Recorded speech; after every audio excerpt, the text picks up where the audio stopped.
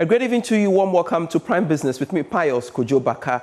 Government has announced a 45% increase in the producer price of cocoa for the 2024-2025 crop season.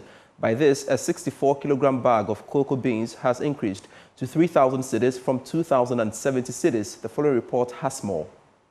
At the start of the 2023-2024 crop season, a bag of 64 kilograms of cocoa beans was sold at 1,300 Ghana cedis and was subsequently increased to 2,070 Ghana cedis when the spot price went up on the world market under the same period. For the 2024-2025 crop season, the producer price has been increased to 3,000 Ghana cedis. Cumulatively, this represents an increase of 129.6% for the 2024-2025 crop season. By this, the new price for the 2024-2025 season has increased to 3,000 Ghana cedis from 2,070 Ghana cedis, representing 45% surge. Speaking at a press briefing, Minister for Food and Agriculture, Brian Echampong, said the cumulative increases for the entire season represent 129.6%. The most significant one that was worth announcing was the increase from 1,300 to 2,070. So in announcing a new price, you have to now relate it to what announcement you made at the beginning of your season. And at the beginning of last year's season, 2023, as I announced in TEPA, announced by the president in TEPA, as against the opening of this new season, is 129.6%. And that is very, very clear. The minister refuted assertions that Cocoa Board has no money to finance its beans for the 2024-2025 crop season. I'm not too sure why you say that Cocoa Board has no money. It is a wrong impression. It should never be put out there. Okay? Cocoa Board is well positioned to buy its crops from its farmers and trade same. Okay? So nowhere has government reported or Cocoa Board mentioned that he has no money to buy cocoa.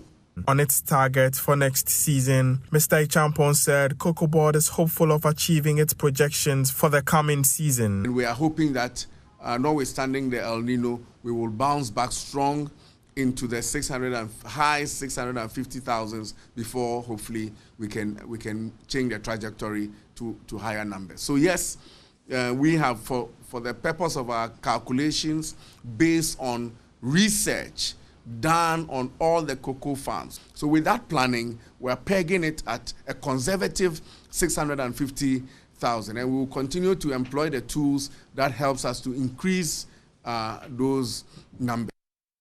Reacting to the announcement of the farm gate price, economist Professor Peter Quartey predicts a boost in cocoa production in the coming months following the 45% increase in the producer price of cocoa for 2024 and 2025 crop season. According to him, the increased farm gate price will enable farmers to invest more in their cocoa farms to boost their yields. As I mentioned, certainly farmers will get some extra resources to invest more in their cocoa farms. They can spray their cocoa farms, they can till the land properly and ensure that cocoa production increases.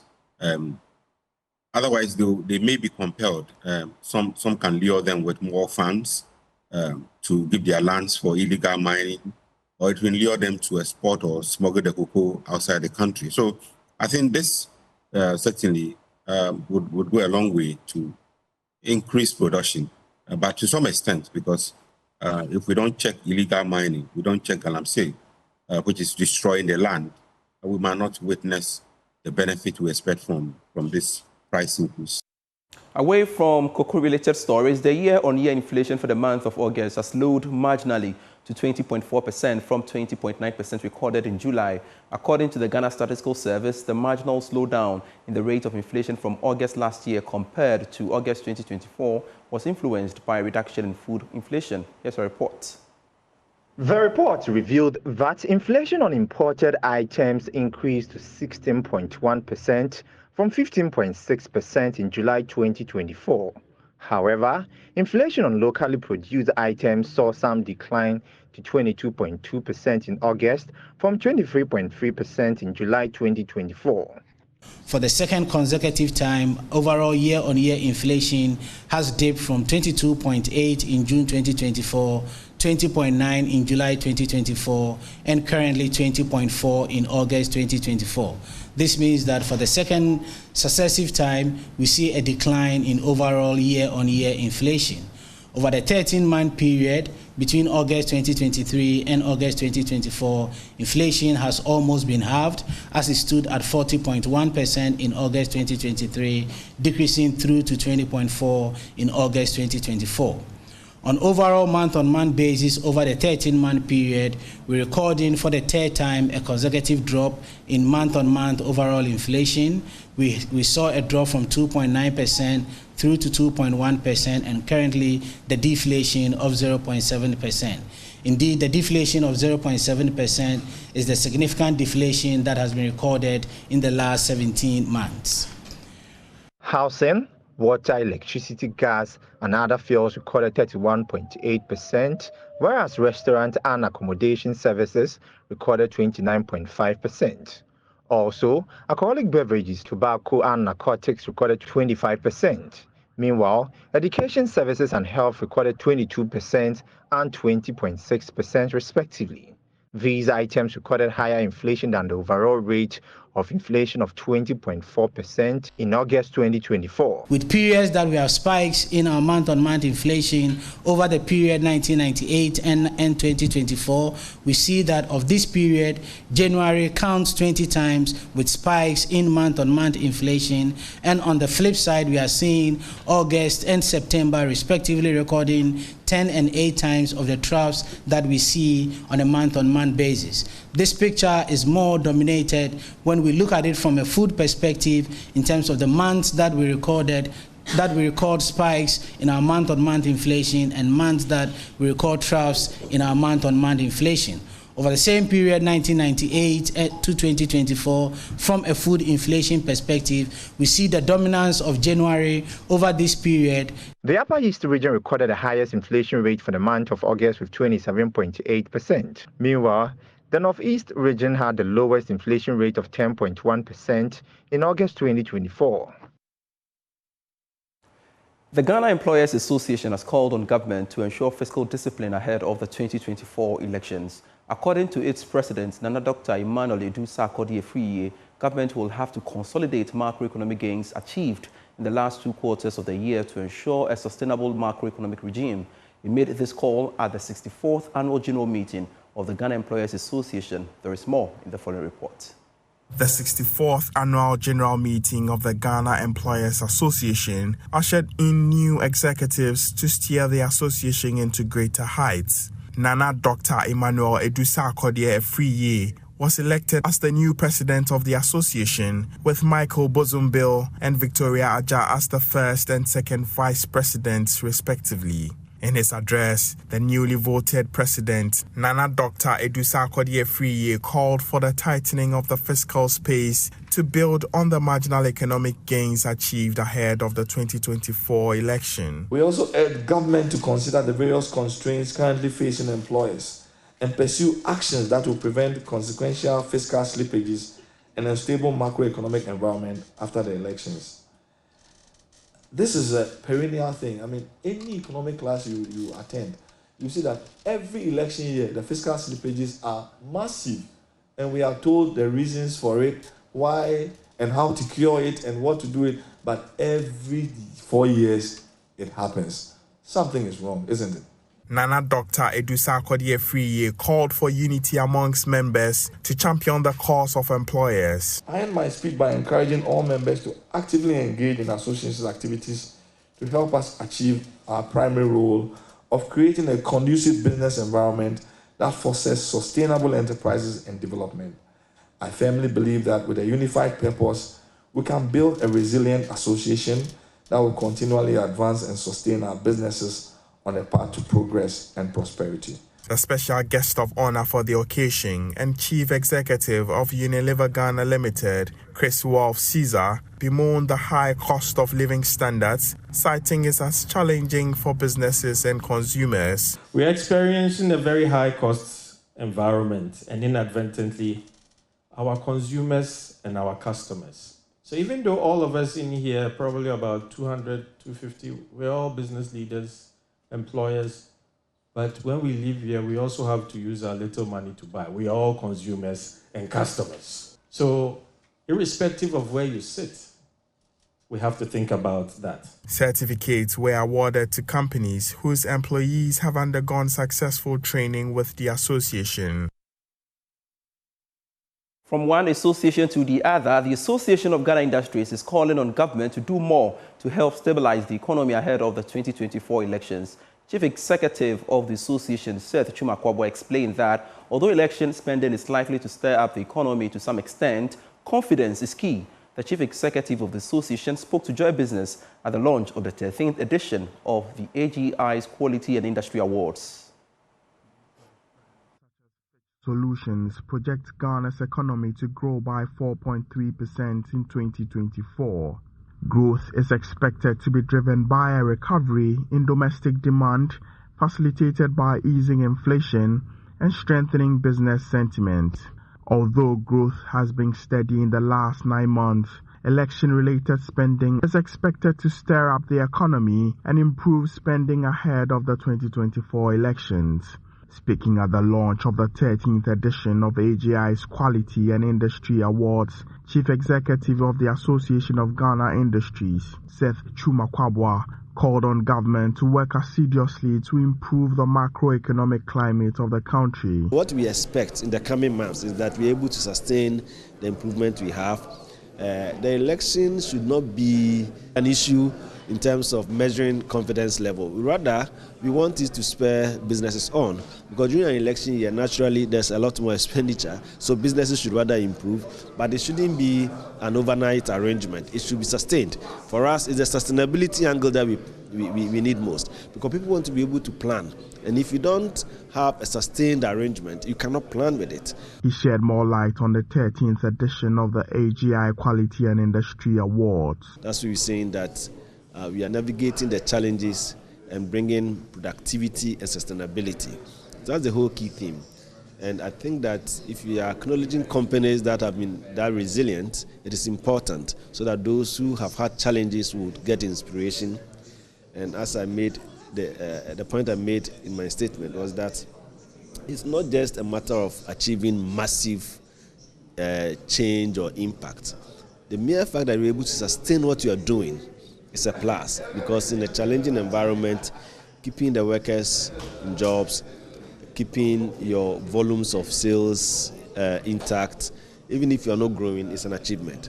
Deputy Minister of Trade and Industry, Michael Otrebefi, hinted that the economy is expected to experience a rebound from 2025. I can confidently tell you that government is preparing the grounds to be able to help businesses to move in a different gear, to be able to do good business. That's how come we have started what we call the SME Go, I told you. It is not only meant for people just to transition from one, but also to help them to be in business. I mean, I'm sure the environment is being created so that they can now jump and run faster than the way they are doing now. And so from next year, the business environment will be something else, and you see proper growth. The 13th edition of the awards will be held on the theme, Navigating the Uncertainties of Our Business Landscape to Sustain Productivity. In more business news, government will call for the support of the Institute of Chartered Accountants Ghana, that's ICAG, to support the course of sustainability reporting in various educational institutions. The move is part or expected to boost the promotion of environmental social governance reporting among the youth before entering the job market. Minister for Education, Dr. Yao Duchum, made the disclosure in an interview after addressing the ICAG Sustainability Stakeholders Forum here in Accra. There is more in the following report.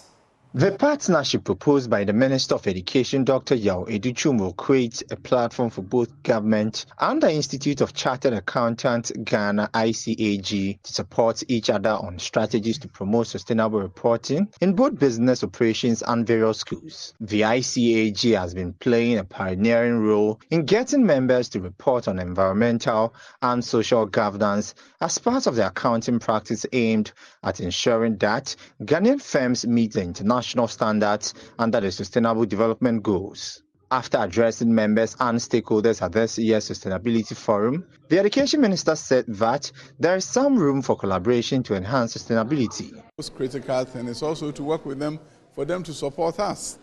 We have high school students who can go through the chartering process, and most of them may not know. So we are going to partner them to help our education system. So they help us to help them. Because if we prepare the people who are qualified, accountants with STEM, education, environmental sustainability reporting will be second nature to them because they are well versed in science, technology, engineering, mathematics, education, and therefore they will do better as accountants. So it's a relationship of supporting one another to succeed. And that is why I think we should be committed to their cause, provide them the support, but also understand they have a lot more to offer our education system. President of the ICAG, Sina Dak, explains that the forum is important to members as more people have begun initiatives to improve upon sustainability reporting. ICA Ghana has put a lot of activities in place, but the first one, which is most important, is the revision of our syllabus to inculcate the sustainability reporting requirements so that from the beginning of the training of an accountant, we have the opportunity to understand what we need to use in reporting. And thereafter, those who have already qualified, there are opportunities for CPD growth and development.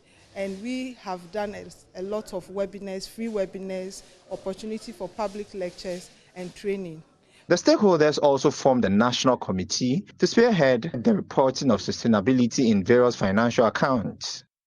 The absence of advanced medical care, diagnostics and vaccines has been pinpointed as a significant obstacle in the snail farming industry. Speaking during the Joy Business Masterclass Agribusiness Series, Felix Nyakuapia, CEO of the Trisolate Farms, highlighted how this shortfall forces snail farmers to rely heavily on their observational skills, research and experimentation to sustain the operations. One of the downsides with snail is that unlike poultry and other systems that they even have vaccines, snails do not have that.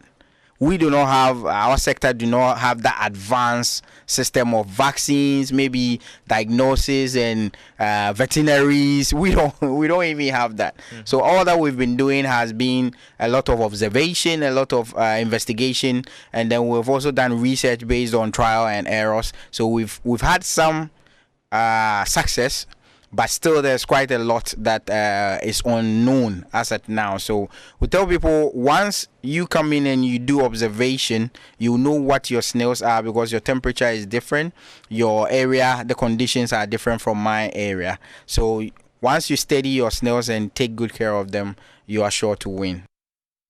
Watching Prime Business, Electro Daco House says it is poised to provide quality and affordable lighting solutions to patrons. At this year's EcoBank Joy News Habitat Fair, prospective customers will enjoy several discounts on all services. There's more. Welcome to Electro Daco House. My name is George Adriama and I'm a business associate here. So Electro Daco House, we are into the service of providing lighting and electrical wiring accessories. So today I'm going to take you around and show you some of the lights that we have and their functionalities. So we'll start with the bulbs. So over here, we have different types of bulbs, and they range from scene switch bulbs to the normal bulbs that switches on from whether it's warm or cool white, and we have rechargeable bulbs. So for the rechargeable bulb, what it does is that once there's power cut, you're able to have 3 hours of emergency power. So whenever your lights go out, this comes on, and you are assured of 3 hours of lighting in your room. So moving on, we also have surface-mounted waterproof lights. So these lights have IP65 rating, and they can be placed outside. So they can be placed on the walls, on the ceilings, outside your premises, and they give great lighting output. So these are also awesome lights that you can have in your spaces. And we also have button lights. And for button lights, most of the time, they are linear in shape. They are linear in shape. So this is a 2-foot button light, and it's also a waterproof button light. Okay, so moving on, we also have here post stops. So this is the City Sol post stop, and we also have the Philips LED post stop.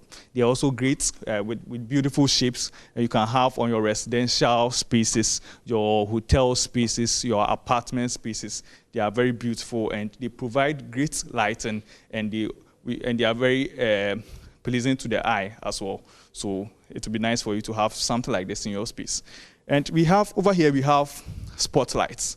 And here you are offered the opportunity to get a replaceable bulb spotlight or a complete LED spotlight. So over here is a complete LED spotlight. So as you can see, there's a 9-watt spotlight over here. And the alternative is whether you are going to get a replaceable bulb spotlight. So you are offered the opportunity to choose whatever type of G10 bulb that you want, whether be it dimmable, warm, neutral, cool white, smart. You can get a smart bulb and place it in this spotlight, which offers great illumination in your space, and it also serves a variety of purposes. We also have strip lights here.